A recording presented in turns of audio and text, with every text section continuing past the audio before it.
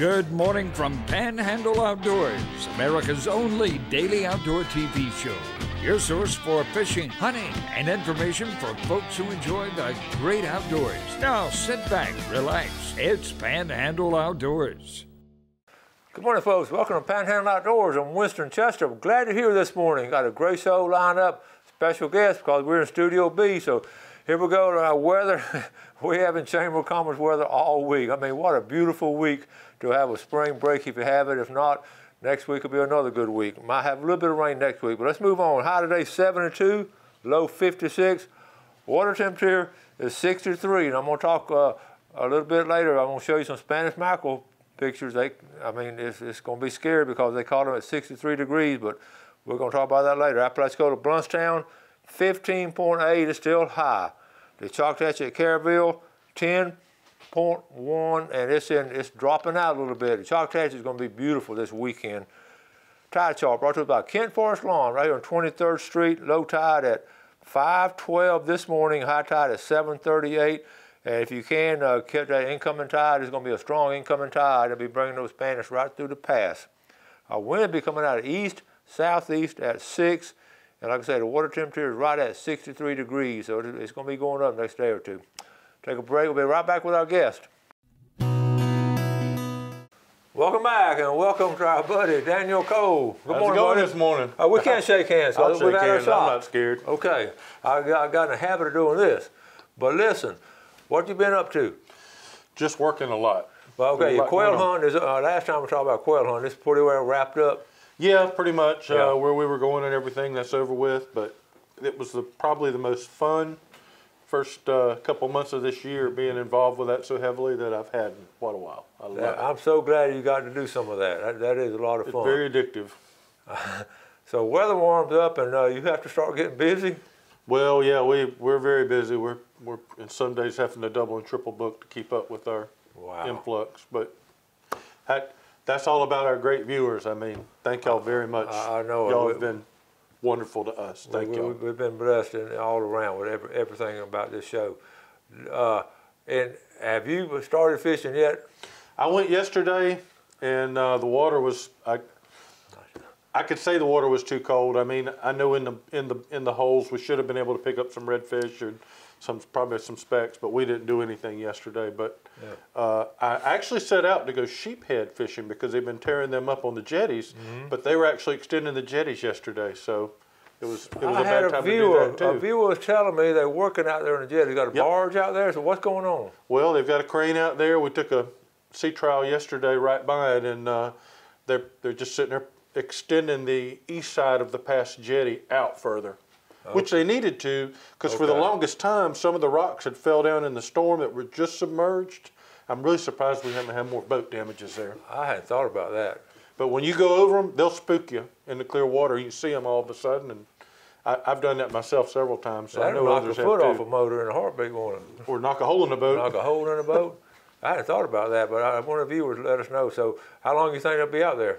I have no idea. Yesterday was the first I saw them. That's interesting. So were very many people out?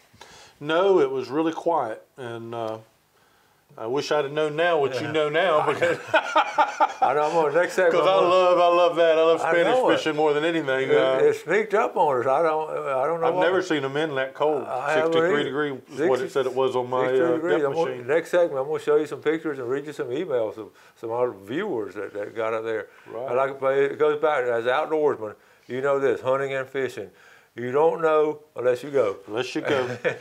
We were cold, and I told my wife, we got out there, it was kind of breezy, and her and my little girl, they were a little bit cold, and I was like, you don't catch anything from the couch. That's the truth. So you just got to go. And a bad day not catching nothing is still better than a day on the couch. Over and over again. So you got to go.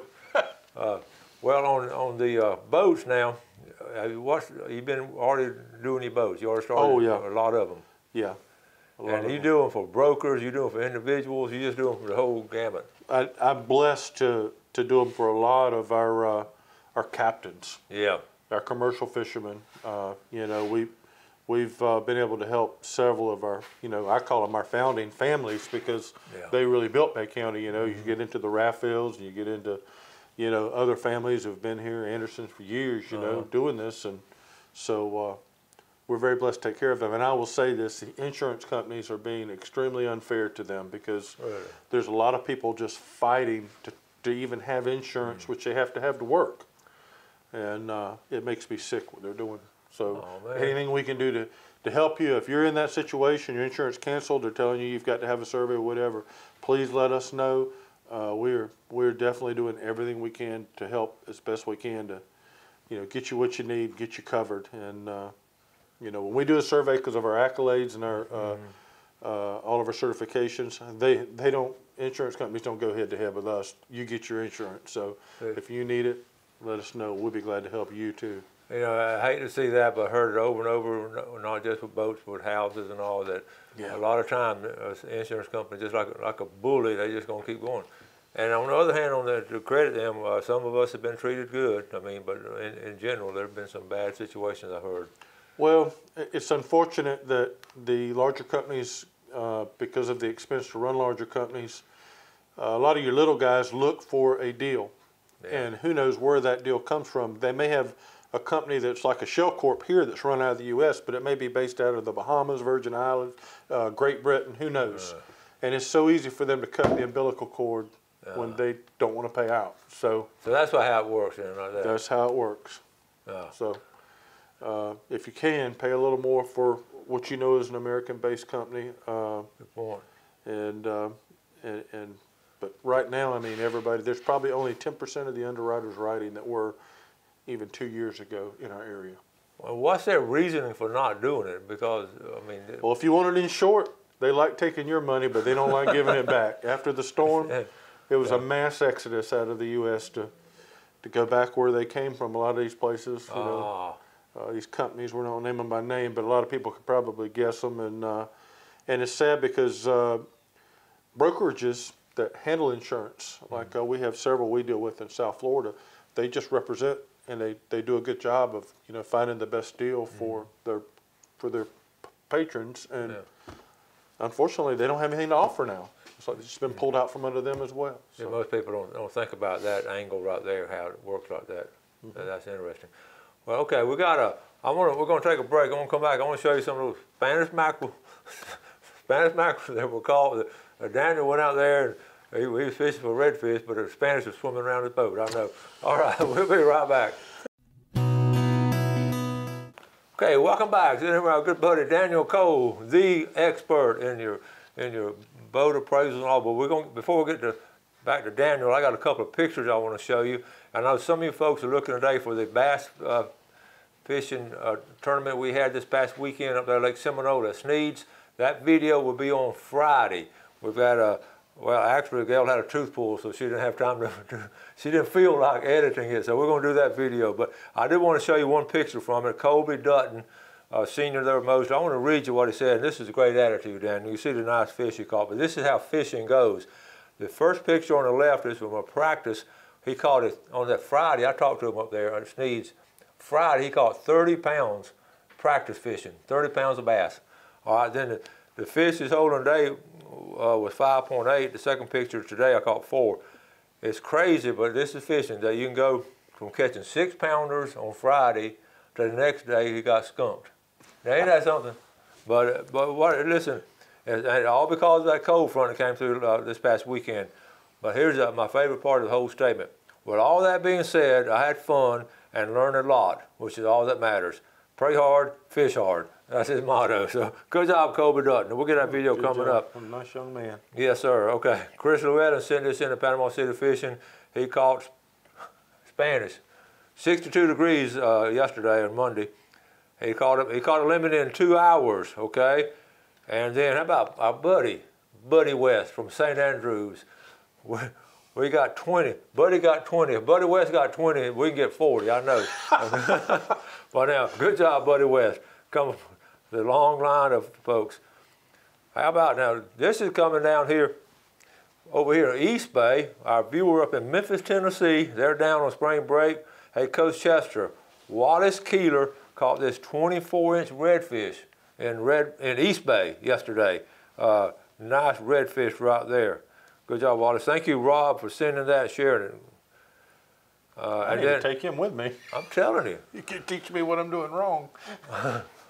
got an email from one of our viewers. Gloria Turner's been watching the show since day one, and she is an excellent fisherman. Hey, Winston, I went out to scout for Spanish today. Okay, that's very, did I tell you what kind of fisherman she is? I was not expecting to catch anyone with the water temperature being 62. I limited out in an hour and 30 minutes. Surprised me. Four times I doubled up. Only one other boat trolled and said they were catching too. Kind of nice, not having to deal with the traffic on the water. Yes. Like Daniel said, now we're talking about Panhandle Outdoors. You better get in line. But anyway, first time in all of her fishing career that she's caught them this early. Okay, let's go down to Carabel. Sent to us by Captain Kim out of Seaquarters Marina. How about Barbie Colvin caught this big bull red fisherman, Captain Terry Martin, with the Gritwater Outfitters USA out of Carabel. That's a pretty fish area. Beautiful fish. You know about that Carabel area. Oh, yeah. You know that Apalachicola, Carabel. Now, this next picture, if you got a queasy stomach, you need to be, don't look at this, because Barry Scott sent this. This is his son. Okay, Barry Scott here from Cottondale. He got hooked up by his dad, Peter Scott, while bass fishing. That don't look good, does it? They were on Lake Wimico. I bet that was the biggest catch of the day. Oh, they were on Lake Wimico. The moral of the story is always have a good pair of pliers on board. Barry ended up with a nice catch himself after all. He's got a smile on his face, but he's got a hook in his cheek. Bless his heart, but look at how he ended up. That ain't bad. That's not bad at all. But, you know, we talk about that, about being prepared on the boat, and always you got to have some pliers, and seriously, that happens on occasion. Okay, so that's going to catch us up on the Spanish mackerel and the bass fishing bear. Thank you for sending all those pictures in. And so anyway, we've talked about the fishing. I know you're going to be busy the next couple of days, so I don't know if you're going to get to catching the Spanish. What do you? I hope I do. We'll see how that works. I know out. we've talked about it before. How much you love the Spanish mackerel fish. I do, yeah. That's my thing, because I'm lazy and I like to just troll around. I know, it's just fun too. I can't sit on a hole all day like some guys, but I like to move. I like the wind in my face. I'm thinking, I don't know what time they caught them. I'm thinking they were coming in with an incoming tide yesterday. That had to have been the first wave of Spanish coming in. So, you know, that's the only other thing that's like your taxes. The more kids you bring, the better you get to keep. That's true. That's true. My little girl loves it though. Her and my wife both. It's the funnest time reeling them in. Well, it's just a fun thing to do. And you know, a lot of people, I didn't know. I talked to a fisherman the other day that he said that he's fished all his life. We grew up in Apalachicola together, and he's fished all his life. And he said, I always threw bluefish back. Now this guy's the best mullet smoker I've ever ate. And I told him, I said, try one of those blues, don't throw it back. And you know, he's sold now. No kidding. Yeah. So he's smoking the bluefish. Yep, smoking bluefish now, and they are good. No kidding. So you do that. Oh yeah. You've talked about that before. Yeah. And you're right. Most of us throw those bluefish back. To me, they just taste like tuna. Well, you look at the structure, and when you cut them open, they look like a tuna. Yep. The meat's the same. And I bet probably you had tuna dip here and bluefish dip here. You probably couldn't tell. It'd be hard to tell, but they're just right. When you, I like to stake them out and then turn them on the sides where the cuts are and grill them. And a lot of that strong flavor just drips right out in the charcoal. Now that's the key. I charcoal smoke everything. I don't use a gas stove for anything. But I'm old school on that. But I hadn't thought about that. It would just drip on out of there. Exactly. Put them about 1-inch steaks. Yeah. It's easy to find the bones that way. Are you leaving the skin on any of it, or on the top part? I sure do. That's interesting. That holds the moisture in, but it allows that oil to pull out. How long do you smoke them? It depends. You'll know when they're ready. Yeah, that's what I tell people too. You tell somebody, oh, you put it in there 5 minutes and somebody doesn't get sick, you got a lawsuit. So if you don't know when it's time to come off, you don't need to be smoking. Don't blame us. Yeah, it goes way back to cooking hamburgers on the grill. You just look at it and tell. That's it. All right, we're going to take a final break, come back. We've got a picture here of a boat. You just not going to believe this boat that Daniel worked on the other day. So let's take a break and we'll be right back. Okay, welcome back. Let's take a look at our fishing game times first in this segment. From Blue Water Outriggers down in Port St. Joe. I was in there the other day. All kind of things happening. They're having one of the best years. I think they told me the best year. I love that store. But you're thinking with the pandemic and all, they're having a great year down there in the clothing, in the sport, in the fishing and the hunting. Right. It's crazy. I'm proud of y'all. But our times this morning, 8:55 to 10:55 this morning, and this evening from 9:26 to 11:20. And we're looking at all right, let's get on boats now. You're an expert. You're a boat expert on Panhandle Outdoors. So tell us, we got a picture here. Tell us about this picture. This is crazy. It was one of the most embarrassing and disgusting events that I've ever been a party to in a boat sale.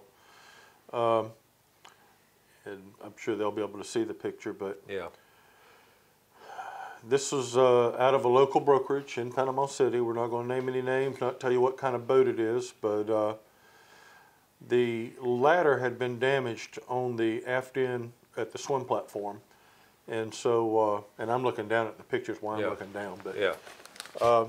What has happened is in order to repair the ladder that was previously damaged, which is again damaged, they cut an 8-inch hole in the bottom of the boat in the hull, and then it looks like they just glued in a pry plate like it's made to go on the top side of your deck.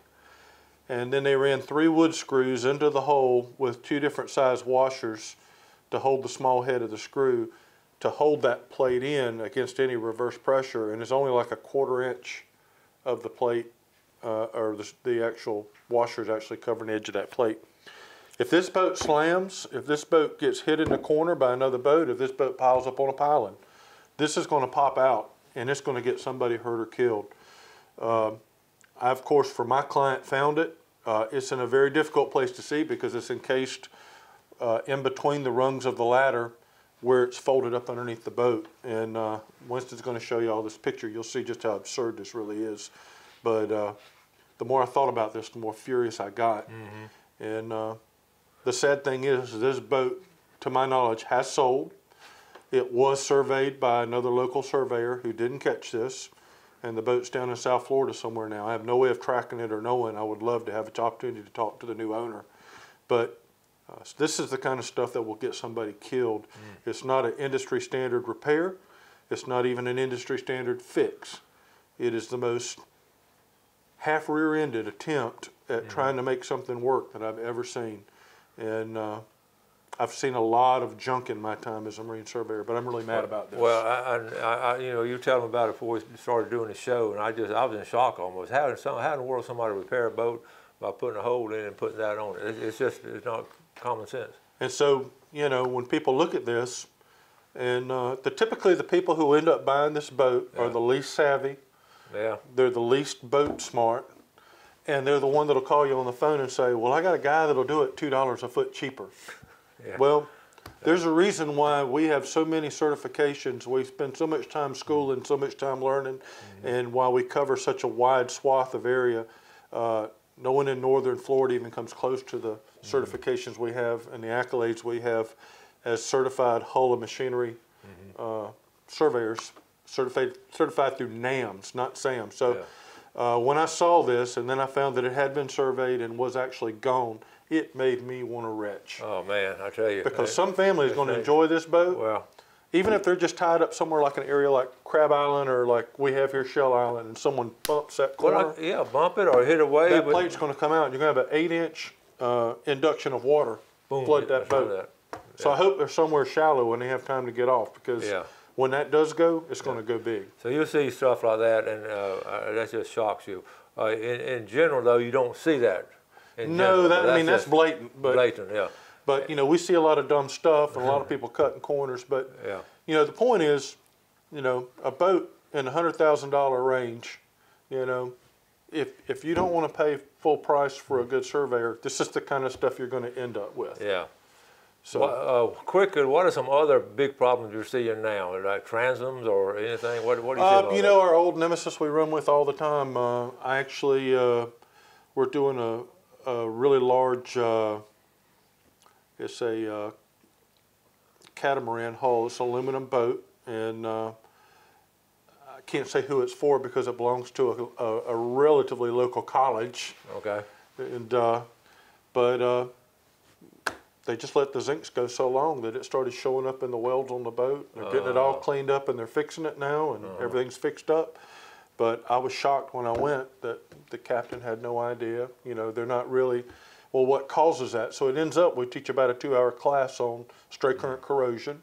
And it really was a surprise to him that it may not even be his own boat. It could very well be the dockage where he's tied to, something coming out of either Gulf Power side that's not grounded well at the dock, or it could be other boats around him. But they fixed it up, they solidified it, they did everything right. I'm very proud of them. The captain was very professional in handling that. But now on the other side of that, lots of times we get guys come in and they don't do anything, and they'll change the zincs out, but they may not check their ground system, and so that you get so much damage in any type of aluminum, steel hull from that. That's probably the biggest boat killer we have in our area. Is that right? Yeah. Just doing that, okay. On the smaller boats, you see anything on the smaller boats? Is there much bust? Typically, just on the smaller boats, you'll find a lot of rigged wiring. Okay. You know, they'll have, you know, a battery they'll have on the, you know, one of the main lugs. They'll have a little ring connector, a little bigger one, a little one, a bigger one. And you're only allowed to have 3 of those on each connector. But when you do, always put your largest one down and pyramid them coming up, because that bigger wire, you're eliminating the surface of the electron flow when you put it on top of a smaller one, and you're actually, believe it or not, it's just like cutting into the wire, causing a short, and it'll burn up, and it'll burn everything else up attached to it. I'm over my time. I got a good story. I'm getting my boat rigged up, and my old boat, I got an old boat, and the guy's telling me it's got speaker wire running through there. Can you see it? That's common. That's common. Lord. Okay. Daniel, thank you so much. We're going to get up with Daniel next week or so, whatever, and get some and go on site with him as he does this, and we're looking forward to doing that. So, if anyone has any questions or anything too, we've had some really great calls from some of the watchers lately. Feel free to call us. Our phone number is on here. We answer questions over the phone when we can too. Appreciate it. Thank y'all for your support. Thank y'all for watching the show. Do something good today for fellow man, and God bless. Thanks for watching America's only daily outdoor TV show, Panhandle Outdoors with Winston Chester, featuring hunting, fishing, and other activities and information to help you enjoy the great outdoors. Join us next time for Panhandle Outdoors.